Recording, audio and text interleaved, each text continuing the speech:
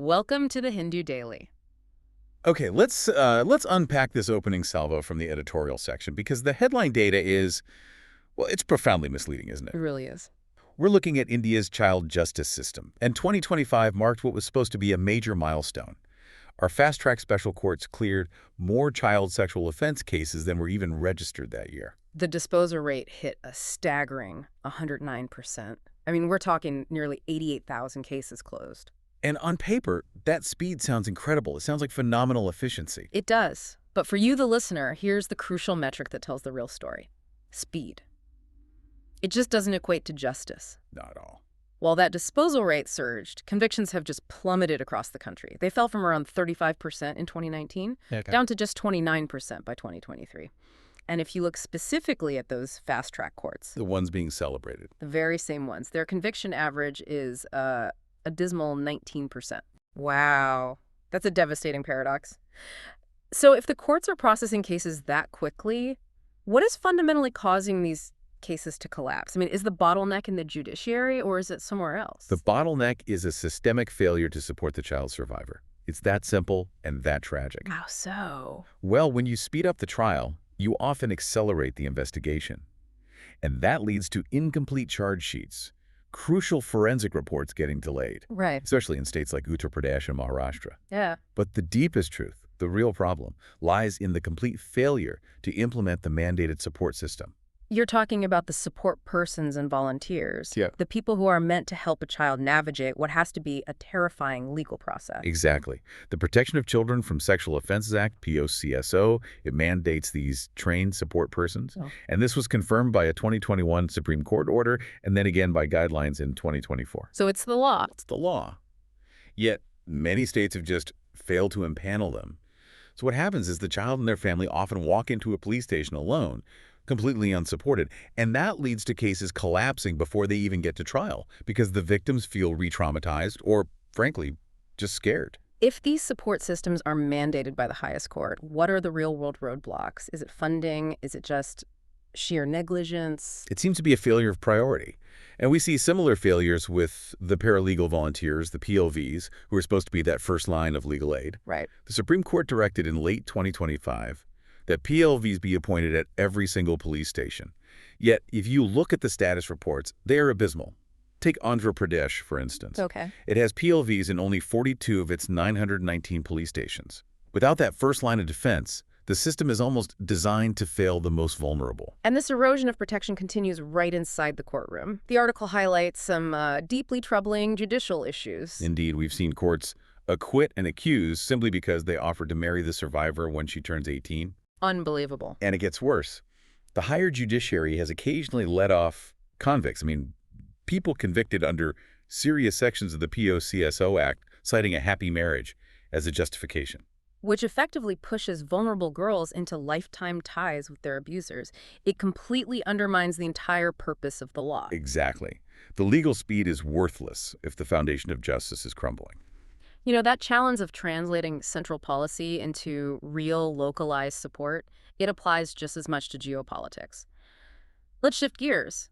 The year 2025 brought a massive shakeup on the global stage, largely driven by the return of President Trump's America First outlook. And this, of course, makes the Indo-Pacific the most contested terrain on the planet and the role of the Quad absolutely vital. Well, what's fascinating here is how the Quad, that strategic dialogue between, India, Australia, Japan, and the U.S. remains so resilient, despite all that political turbulence.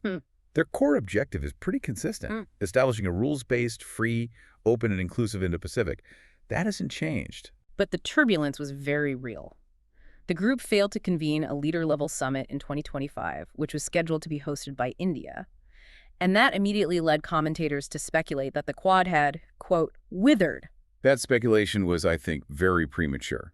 While the top leadership didn't meet, you had the U.S. Secretary of State Marco Rubio hosting his counterparts early in 2025. Signaling that it was still a priority. Absolutely. A clear signal that the Quad is a priority for the new administration.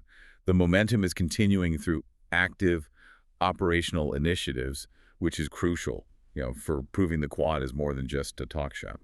Can you elaborate on that? What are they actively doing if the leaders aren't meeting? Well, they operationalized the Quad at Sea Ship Observer mission back in June 2025.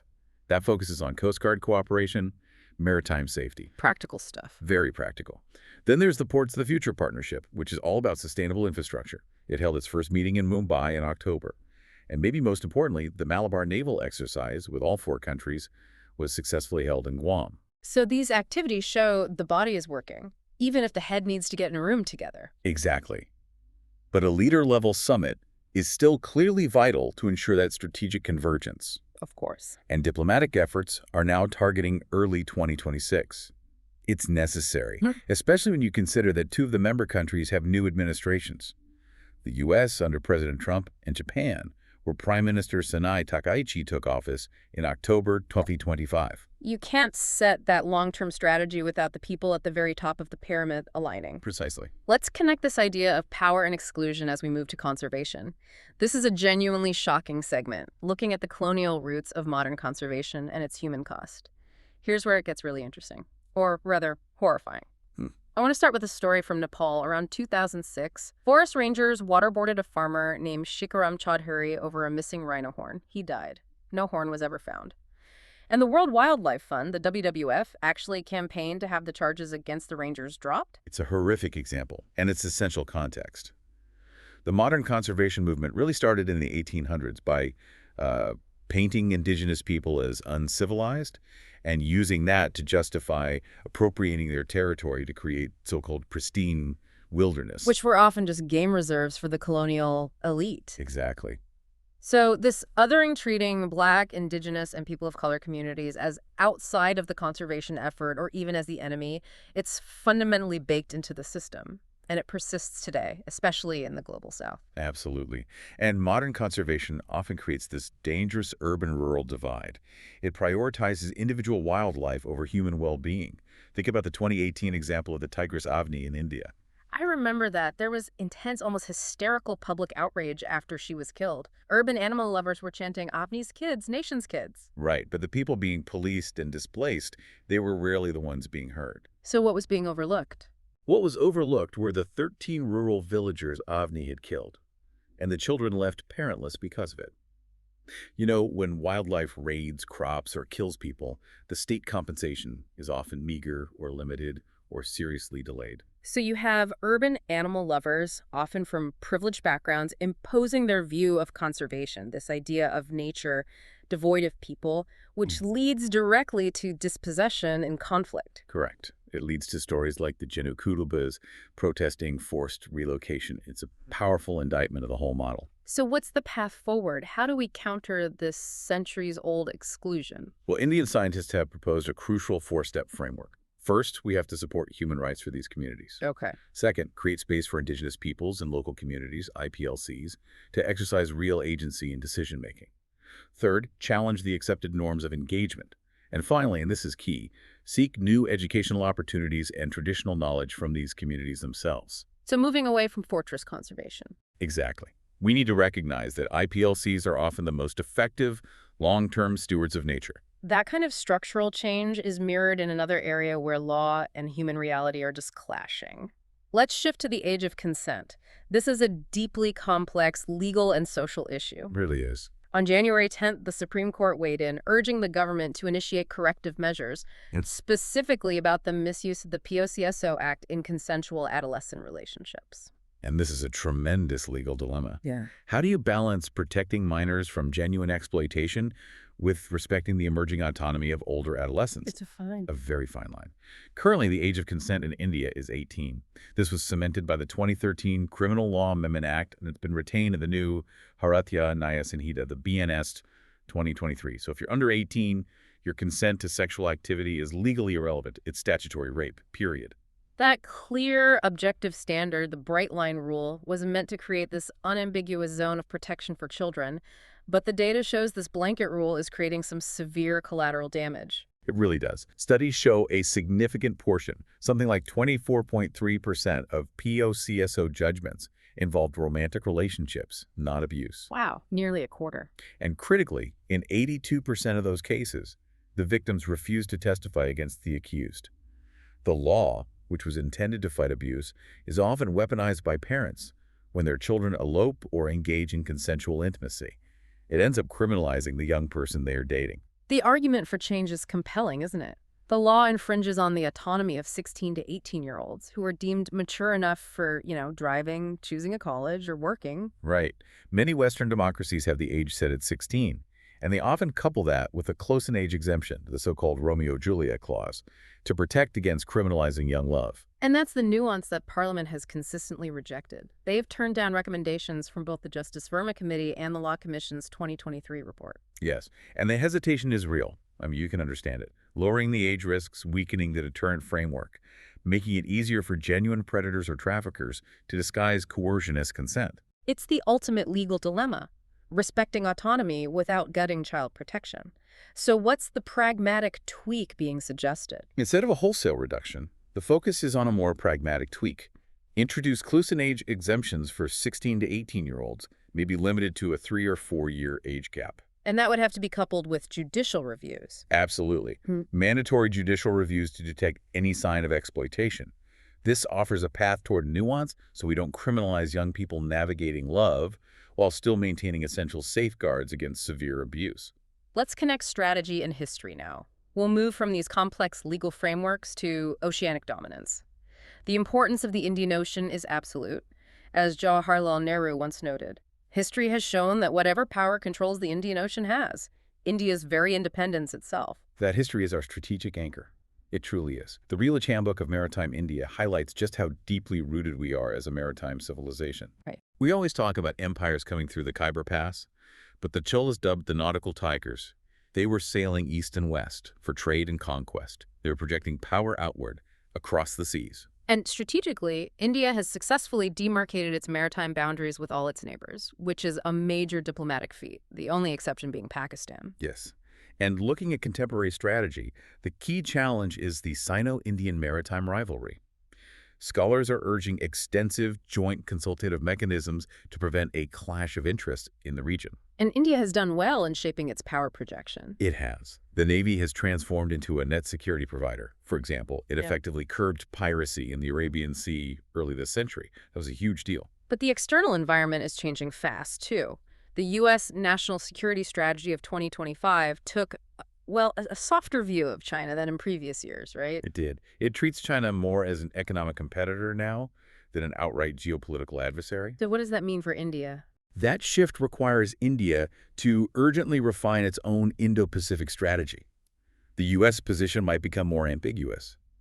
The future of maritime India is deeply intertwined with the blue economy revolution, bolstering underwater domain awareness, or UDA, and ensuring critical climate resilience for our coastal populations. So it's about leveraging technology and strategy to secure not just trade routes, but our national standing. Exactly. Transitioning to the business section, technology is fundamentally reshaping India's ambition to become a $5 trillion economy. According to a 2024 report, India is the third most digitalized economy globally. And to sustain that growth, the logistics sector has to become a critical, efficient backbone. There's no other way. So integration is non-negotiable. Absolutely. We're moving from these fragmented manual systems toward intelligent, interconnected ecosystems. Systems capable of real-time tracking, accurate demand forecasting, and optimized route planning across the entire supply chain. Okay, wait. Digital twin capability. That sounds like sci-fi. Can you quickly break that down? What does that mean for, say, a warehouse manager in Mumbai or Chennai? Right. So it means creating a precise virtual model, a digital twin of a real-world asset. That could be a warehouse, a truck fleet, or an entire supply route. Okay. This model uses real-time data to simulate changes, test scenarios, and optimize space utilization or refine route planning before you ever move a single physical resource. I see. So it's paired with AI-powered insights and analytics. Exactly. AI insights, predictive KPI trends, it all helps prevent bottlenecks and waste. So it's not just about getting faster, it's about getting smarter and ensuring far stronger governance across the whole process. That's the bottom line. The result is higher efficiency, lower costs, and establishing India as a leader in global trade, all built on scalable, secure digital architectures. And now we come to the spotlight section. This is where that failure of localized support systems becomes a tragic life and death reality. Let's talk about Indore. It's been declared India's cleanest city for 8 years running. It's a brand of municipal success. Yet in the neighborhood of Bhagirathpura, a community primarily of migrant and gig workers, a massive diarrhea outbreak hit 3,000 people. It resulted in 8 deaths over Christmas and New Year. the irony is just. It's chilling and deeply painful. Mm. The source was contaminated drinking water from the Narmada River, where the water pipes in this neighborhood ran disastrously close to aging sewer lines. It's a systemic failure. A complete systemic failure. The contamination was widespread.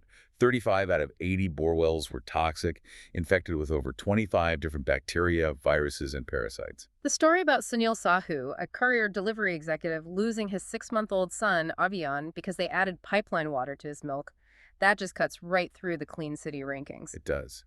And Alguram Yadav, who lost his 63-year-old wife, Urmila, had to mortgage her jewelry just to pay the 40,000 rupee treatment cost. This tragedy is a perfect illustration of infrastructure gaps being ignored until they become fatal. Absolutely. Bhagirathpura is an unplanned settlement. In the narrow inner lanes, the water and sewage pipes are basically on top of one another, separated by just 2 or 3 feet. The sewage lines, laid before the 1990s, are sitting right above the water supply lines laid in the late 90s. A disaster waiting to happen. Exactly. And the residents have been using the city's 311 app and complaining to local representatives about dirty water for over a year. So why the dirty delays? The project to replace the entire network was cleared, but the tender was only hurriedly finalized and allotted on December 31st, after the deaths had already occurred. After the fact. And the article suggests this wasn't just bureaucracy. It alleges political rivalry between the Chief Minister Mohan Yadav and Minister Kailash Vijayvargiya, where project clearances vital for stopping people from dying were potentially held up by internal party feuding. It raises that essential question the residents are asking.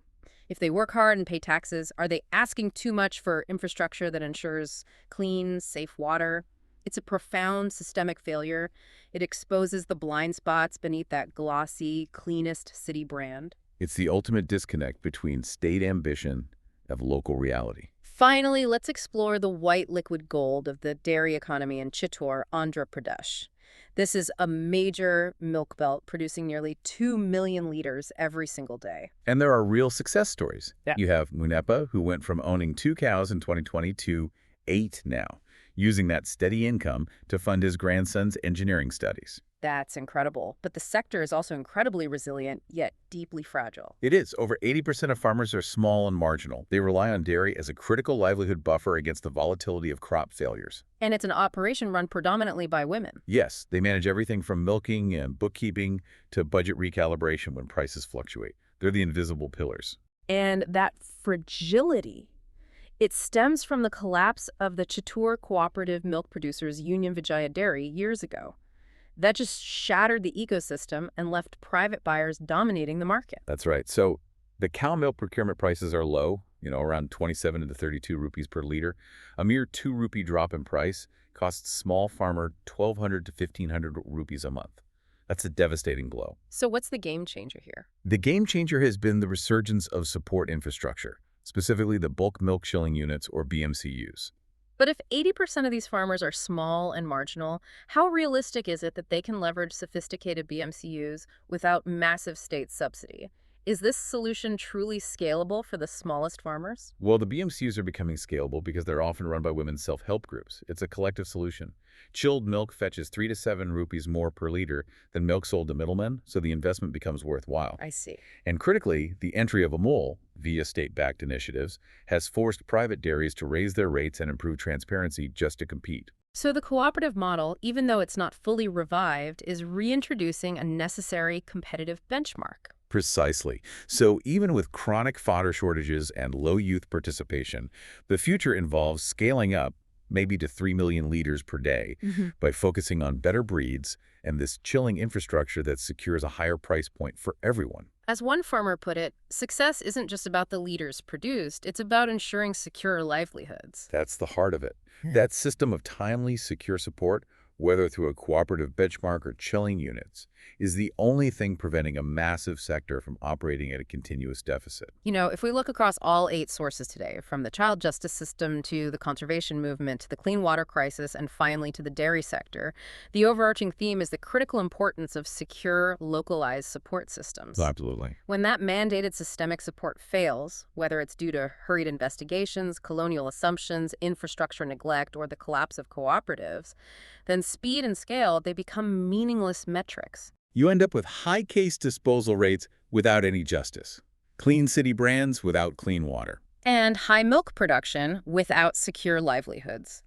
That is the cost of operating at scale while neglecting the fundamental security layers people need to thrive. It's the difference between celebrating performance metrics and achieving genuine impact on human life.